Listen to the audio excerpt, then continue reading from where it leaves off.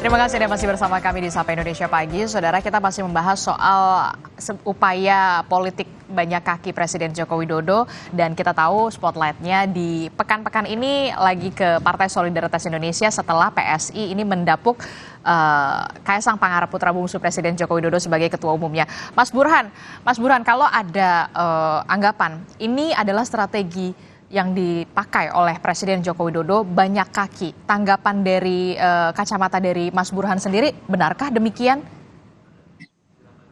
Sebenarnya kalau banyak kaki ya terlalu lebay juga ya. Mungkin dua kaki.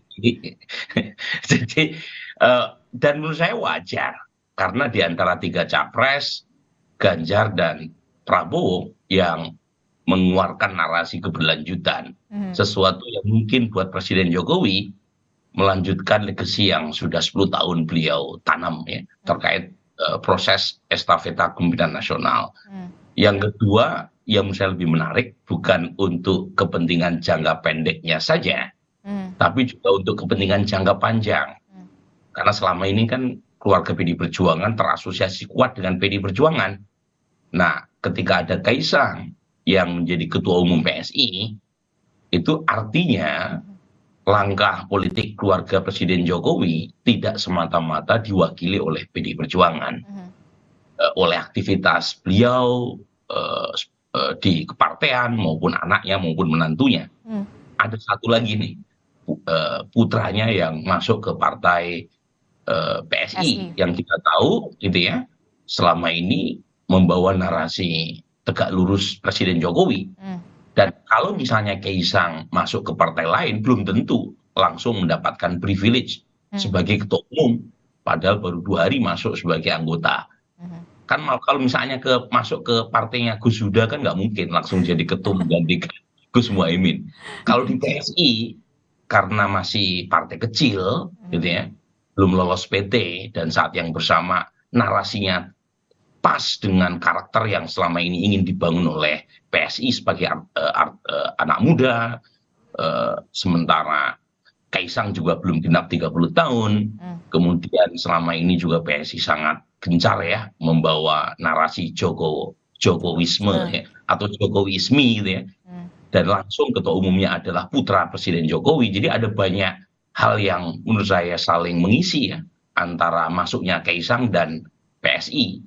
Dan kalau misalnya Kaisang berhasil meloloskan PSI ke Senayan, itu juga akan dilihat publik sebagai keberhasilan Kaisang dan keluarga Jokowi menyelamatkan PSI dari lubang jarum. Jadi lain kalau misalnya Kaisang masuk ke partai yang sudah established, mungkin tidak terlalu banyak direken orang. Jadi saya ada banyak hal yang menunjukkan bahwa hubungan antara Kaisang dan PSI itu semacam simbiosis mutualisme dengan segala trade off-nya. Trade off-nya ya kan muncul ya kritik bahwa kehadiran Kaisang memangkas kaderisasi di PSI, gitu ya. Regenerasi, meskipun lagi-lagi kritik ini tidak eksklusif ya ke PSI karena banyak sekali partai yang satu ya ketua umumnya itu saja, yang kedua proses pemilihannya juga tidak transparan, terjadi aklamisasi proses pemilihan ketum gitu ya. Tapi lagi-lagi buat PSI yang selama ini membawa klaim sebagai partai dengan suasana baru, dengan narasi baru yang berbeda dengan partai lama, tentu hal ini ya itu sedikit mencidrai gitu ya. Oke, kan kita juga lihat tadi Mas Burhan juga mengatakan ya Jokowi's family itu representatifnya PDI Perjuangan. Kemudian digebraklah itu dari Kaisang Pangarep yang akhirnya melabuhkan hatinya ke Partai Solidaritas Indonesia. Nah, ini yang menjadi pertanyaan kemudian, kemana arah langkah Presiden Joko Widodo, dukungan untuk capres, itu yang kemudian menjadi pertanyaan kita semua. Karena selama ini kita tahu Jokowi's family itu PDI banget. Nah, jadi implikasinya dua, Disti. Yang pertama adalah dari sisi elektoral. Kita ingin cek ya, seberapa besar efek elektoral Mas Kaisang. Saya sendiri percaya punya efek elektoralnya. Dan itu cukup signifikan. Meskipun lagi-lagi seberapa besar kita harus tunggu ya survei yang lebih kredibel. Dan siapa yang dirugikan secara elektoral? Secara teoritis PDI Perjuangan. Satu, alasannya ya, keluarga Presiden Jokowi yang masuk ke PSI itu seperti memberi sinyal kepada pendukung Presiden Jokowi bahwa bukan hanya PD Perjuangan pilihan buat para pendukung Jokowi untuk mencoblos di 2024 nanti. Yang kedua adalah basis demografi yang relatif mirip dan overlap antara suara PSI di 2019 dengan pemilih PD Perjuangan. Pemilih non-muslim terbesar kedua itu pilihannya ke PSI. Yang pertama memang masih ke PD Perjuangan, tapi sebelumnya itu dimonopoli, didominasi oleh PD Perjuangan. Jadi Gus Saiful Huda nggak perlu terlalu khawatir karena ancaman langsungnya bukan ke PKB ya, dua segmen yang berbeda, tapi lebih ke PD Perjuangan. Itu yang menjelaskan mengapa kemudian respon dari elit PD Perjuangan minimal di belakang layar itu sangat antagonis ya terhadap. Termasuk soal pilihan capres.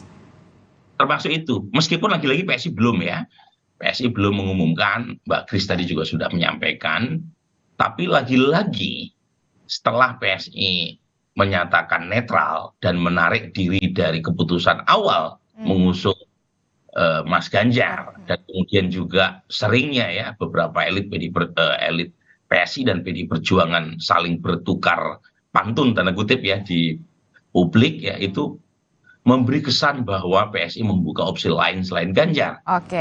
Opsi lainnya kan bukan hanya memilih Prabowo kan, bisa juga kan opsi netral atau jomblo. Tapi lagi-lagi sudah terlanjur memunculkan riwayat antagonisme politik kedua partai. Apalagi nih ya, jika di suatu hari nanti itu Mbak Kris kan belakangan sudah sering ya sama Ketua Projo ya, yang kebetulan menteri, dan Ketua Projonya juga sudah memberi kode capres pilihan Pak Jokowi yang huruf depannya P. Ini juga diikuti oleh Mas Kaisang sebagai Ketua Umum PSI, tiba-tiba mengumumkan Pak Prabowo sebagai capresnya. Ya makin menarik lah ya dinamika politik. Ya bisa dikatakan PSI ini lagi di atas angin lah ya. Nah, kecuali ya kalau PSI mengumumkan Ganjar. Itu mungkin bisa menetralisir hubungan dengan PD Perjuangan. Kecuali kalau akhirnya melabuhkan. Kalau ke Anies agak susah Mbak ya. Kalau ke Anies agak susah. Mbak Grace gimana nih menanggapinya? Apalagi setelah Ketum PSI Kaisang banyak respon positif, baik itu dari Gerindra dan juga PD Perjuangan sama-sama dalam tanda kutip merayu. PSI sendiri seperti apa? Kami masih netral Mbak, ojo ke susu.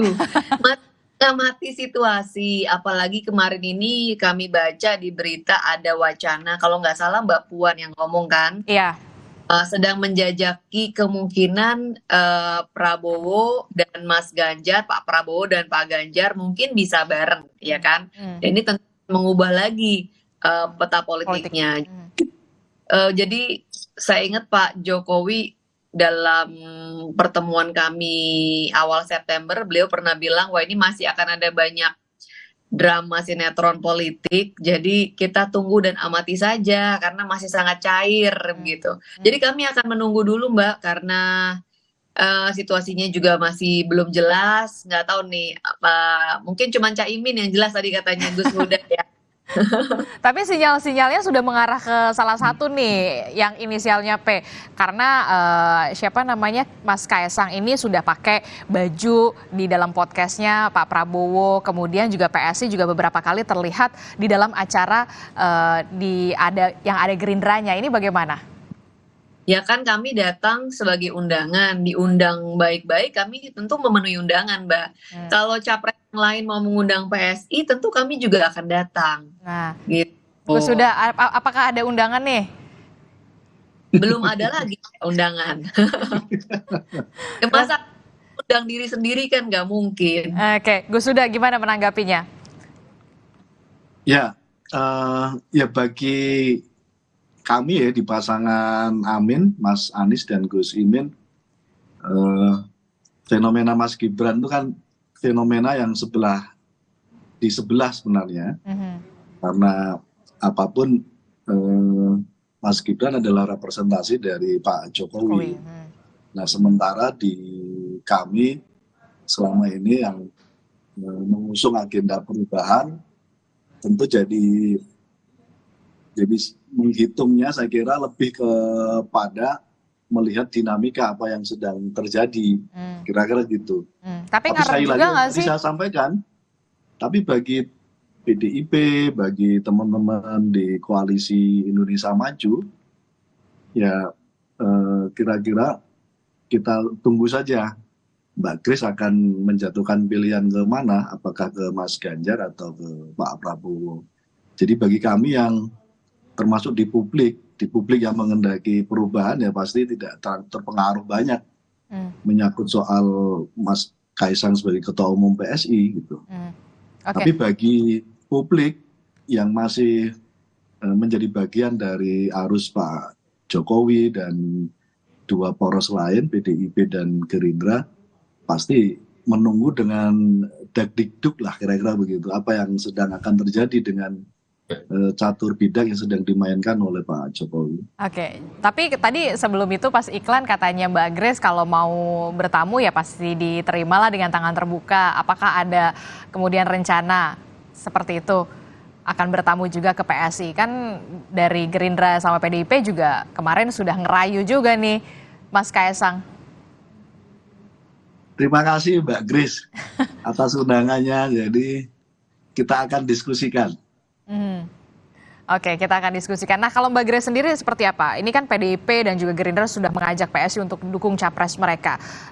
Apakah kemudian menunggu dulu, wait and see dulu, apakah ini akan bersatu atau bagaimana? Ya, menunggu dulu Mbak, kita amati. Masih ada waktu kok, tenang aja. Mungkin untuk hitungan kalender biasa rasanya udah deket, tapi di politik waktu sehari 2 hari aja bisa terjadi sesuatu gitu. Jadi masih cukup banyak waktu, tenang aja. Tapi kalau akan rencananya nih, soan kemana dulu? Ke PDIP atau ke Gerindra dulu nih? Apa jangan-jangan udah ada nih soan-soannya nih komunikasinya? Belum Mbak, kemarin baru rapat perdana, jadi masih pembicaraannya masih yang ringan-ringan aja. Mungkin nanti di rapat selanjutnya kita akan mulai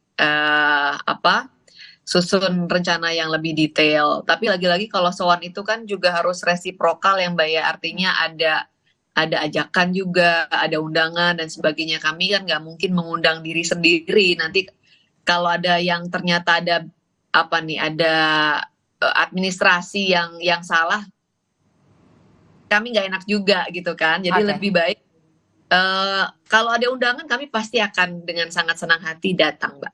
Oke, kita juga nunggu infonya nih Mbak Grace. Mbak Grace, nah saya mau tanya, kalau misalkan dua poros ini nih, akan ada dua poros. Kalau misalkan PDI Perjuangan lebih baik. Nah kalau untuk PSI sendiri dengan ketum barunya, Kaisang Pangarep seperti apa? Maksudnya gimana? Dengan adanya dua poros ini, kalau ada dua poros. Maksudnya kalau pasangan capres-cawapresnya hanya 2? Enggak, Prabowo Ganjar atau Ganjar Prabowo. Setuju nggak kalau dari PSI sendiri? Kalau bergabung begitu ya antara Pak Prabowo dan Pak Ganjar, ya mungkin dari segi mengurangi tensi kali ya, orang-orang nggak harus sekarang kan panas banget nih di antara pendukung ya Mbak ya. Mungkin ada baiknya juga, jadi lebih tenang situasinya. Oke. Mungkin ada, apalagi kalau sama-sama memang ingin mengawal keberlanjutan program Pak Jokowi ya. Oke. Sepertinya kalau PSI sendiri mengatakan ya lebih baik lah ya karena supaya menurunkan tensi. Mas Burhan melihatnya bagaimana ini? PSI sepertinya masih wait and see nih akan menentukan arah dukungannya kemana. Ya, menurut saya wajar ya PSI masih wait and see karena dinamika politiknya masih skala tinggi. Kita tentu belum lupa ya, Gus Muhaimin tukar guling ya dengan Demokrat dalam waktu beberapa hari, itu kan menunjukkan sekali lagi betapa cairnya dinamika politik, dan kalau misalnya PSI salah langkah tentu akan merepotkan. Ini menarik karena bagaimanapun battleground PSI kan lebih di pileg ketimbang di pilpres, dan ketika mengambil keputusan untuk berpihak ke salah satu capres tentu akan mengalinasi pendukung PSI yang memilih atau mendukung capres yang tidak ditetapkan sebagai capres PSI gitu.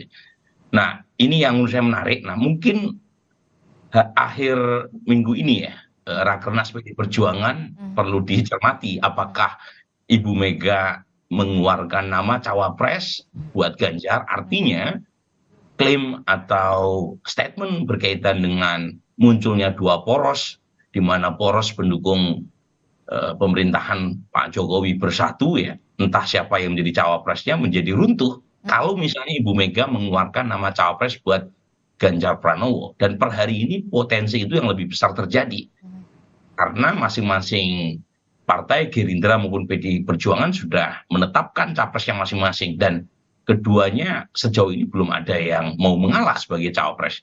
Dan kalau misalnya itu terjadi, tentu PSI harus mengambil sikap, apakah sikapnya memilih di antara dua nama dan ataukah jomblo. Nah, kalau jomblo ini buat partai non parlemen implikasinya tidak sebesar buat partai parlemen ya. Betul.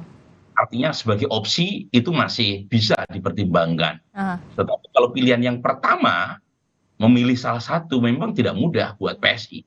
Meskipun lagi-lagi tetap ada plus minusnya ya, plus minusnya. Nah, yang kita pengen lihat adalah sejauh mana potensi untuk memilih di antara dua nama tadi besar akhirnya terkonfirmasi oleh PSI. Memang kalau kita baca hari ini PSI lebih dekat ya dengan kubu Pak Prabowo, meskipun belum ada hitam di atas putihnya. Putih ya, statement resminya. Dan itu menurut saya juga wajar dalam pengertian melihat gerak langkah Presiden Jokowi juga yang belakangan sepertinya makin melirik ke Presiden Jokowi. Nah, kalau misalnya lirikan Presiden Jokowi ke Mas Ganjar, harusnya Kaisang aktifnya di PD Perjuangan. Tapi ketika menjadi ketua umum PSI, itu artinya Presiden Jokowi sendiri juga membuka opsi terkait dengan capres di luar Mas Ganjar. Ya, tapi lagi-lagi itu kan semuanya masih bacaan sebagian elit ya, yang belum tentu terkonfirmasi. Jadi kita tunggu saja Mbak Grace yang mengeluarkan keputusan. Yang pasti antara Ganjar atau Pak Prabowo. Kalau ke Anies kayaknya berat. Mbak Grace gimana nih? Cuma ada dua pilihan ya, kayak Mas Burhan, antara Ganjar atau Prabowo atau jomblo. Apa jangan-jangan mau jomblo? Nggak mungkin lah ya. Ya betul Mbak, hari ini pilihan kami ada 3 ya, antara 4 lah sebenarnya, supaya adil. Ya, capresnya ada 3 ya, jadi capres 1, capres 2, capres 3, atau jomblo gitu. Dan betul yang tadi Mas Burhan bilang bahwa pertarungan PSI, karena kami kan tidak bisa mengusung hari ini, hanya bisa memberikan dukungan, dan pertarungan kami yang sebenarnya itu ada di pemilihan legislatif gitu. Jadi gerak langkah PSI kami akan setelah ini akan ngapain, akan kemana, akan seperti apa bentuk sosialisasi dan sebagainya. Fokusnya lebih untuk pemilihan legislatif ya, yang merupakan medan pertempuran yang sebenarnya kalau untuk PSI. Jadi untuk capres akan kemana-kemana, kami masih akan amati dulu Mbak situasinya. Jangan sampai juga sudah menetapkan pilihan, nanti koalisinya berubah lagi misalnya, kan masa dianulir, direvisi, diganti lagi keputusannya gitu kan, nggak enak juga, nggak baik juga ya. Jadi lebih baik memang buat kami tunggu aja dulu sambil merapikan line up caleg gitu kan, mempersiapkan diri untuk pemilihan legislatif. Oke, Gus Huda nih gimana nih? Jadi perlu diwaspadain nggak kalau katanya Mbak Grace, ya medan pertempurannya tuh sekarang bukan di Capres, di Pilpres utamanya. Ya karena soal Pilpres Mbak Grace sudah ada pilihan, tinggal diumumkan sebenarnya. Oh, udah ada pilihan, betul. Sudah ada. Tuh, Mbak Grace katanya udah ada, benar. Siapa emang udah tahu bocorannya siapa, Gus Huda? Ya, yang pasti sudah ada, saya meyakini sudah ada. Yang kedua, sekali lagi, yang kita sebut sebagai waspada sebenarnya lebih kepada teman-teman yang selama ini memang menjadi sparring partner dari PSI, dalam hal ini PDIP, terus pada konteks Pilpres, selama ini kan teman-teman PSI misalnya di DKI kan relatif menjadi oposannya Mas Anies, gitu-gitu aja. Jadi sekali lagi bagi publik yang sudah memilih bahwa siklus kekuasaan cukup 10 tahun. Kita hormati, kita hargai semua legasi yang sudah diberikan oleh Pak Jokowi dan butuh kepemimpinan baru. Relatif tidak terlalu terganggu dengan Mas Kaisang yang jadi ketua umum PSI. Gitu. Nah, bagi para pendukung yang masih ingin melanjutkan siklus ini jadi periode berikutnya, saya kira yang sekarang sedang menunggu was-was, baik teman-teman di koalisi PDIP maupun di koalisi Indonesia Maju. Jadi masih menunggu secara was-was ya kemana arah dukungan dari Partai Solidaritas Indonesia setelah mendapuk Kaisang Pangarep menjadi ketua umum. Nah, terakhir closingnya dari Mas Burhan. Mas Burhan, kalau tadi Mas Burhan bilang kalau banyak kaki Jokowi ini terlalu berlebihan, 2 kaki. Jadi ujungnya kemana nih? Sabar aja dulu, Mbak. Meskipun lagi-lagi Mbak Disti itu arahnya sebenarnya sudah atau gampang untuk kita baca ya. Jadi, belakangan kan kemesraan elit Gerindra dan partai pendukung Prabowo Subianto dengan PSI kan makin terang benderang. Meskipun lagi-lagi masih belum hitam di atas putih. Jangankan PSI yang belum memutuskan. Partai yang sudah menetapkan capres sekalipun dalam koalisi itu kan akadnya masih akad keperdataan. Belum akad yang dicatat oleh lembar negara setelah didaftarkan ke KPU. Betul. Jadi artinya ya koalisi-koalisi pendukung Prabowo, pendukung Ganjar, pendukung Anies itu masih mungkin berubah sebelum janur kuning melengkung. Apalagi PSI yang belum menetapkan siapa capresnya. Tapi lagi-lagi saya bisa memahami kalau kubu Ganjar atau kubu Prabowo sekarang berlomba-lomba mendapatkan dukungan dari PSI. Meskipun secara elektoral PSI hanya mencatat 1,87% suaranya di 2019. Jadi bukan semata-mata karena PSI-nya, tetapi ada Kaisangnya di situ. Ada Kaisang itu. Kalau misalnya PSI yang dipimpin oleh Kaisang menetapkan capres tertentu, itu secara simbolik memberi kesan bahwa Presiden Jokowi mendukung capres yang bersangkutan. Nah, ini yang membuat posisi tawar PSI menjadi mahal. Oke. Ada daya tawar PSI yang dikatakan menjadi mahal karena ada sosok Kaisangnya, begitu ya Mas Burhan ya? Iya. Oke, kita masih akan tunggu tentu saja. Kita menunggu bagaimana kiprah dari sosok Kaisang Pangarep yang kita tahu merupakan putra bungsu Presiden Joko Widodo. Ini saatnya kalau bisa dikatakan karena terjun ke politik praktis 5 bulan jelang Pilpres, apakah ini akan menentukan PSI akan berada di parlemen? Tentu saja kita harapkan benar-benar ada kinerja yang positif tentu saja dari sosok Kaisang yang memberikan pengaruh begitu. Terima kasih informasinya. Sudah ada Wakil Sekjen PKB Gus Huda Saiful Huda dan juga ada Wakil Ketua Dewan Pembina PSI Grace Natali dan juga ada pengamat politik Burhanuddin Muhtadi telah bergabung bersama kami. Terima kasih Bapak-bapak. Terima kasih semuanya. Saudara, informasi lainnya juga akan hadir di Sapa Indonesia pagi hari ini. Lagi-lagi tempat pembuangan sampah akhir terbakar setelah TPA Sarimukti di Bandung. Kini giliran TPA Bukit Tinang Samarinda Kalimantan Timur. Di hari keempat, apakah api sudah padam? Laporan langsungnya akan kami hadirkan.